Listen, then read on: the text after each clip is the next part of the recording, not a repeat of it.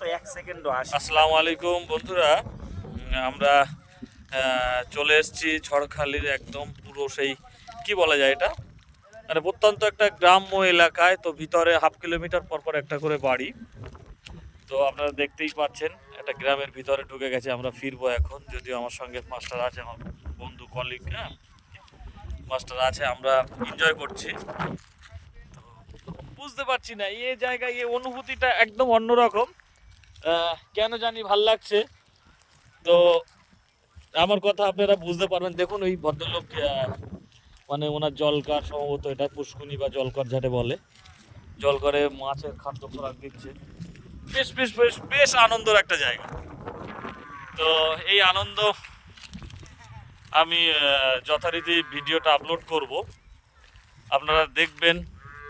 হ্যাঁ, এ মস্তির জায়গা আমি কখনোই ভুলবো না। ঠিক আছে বন্ধুরা, ছাড়ছি। ওকে, বাই, আসসালামু আলাইকুম।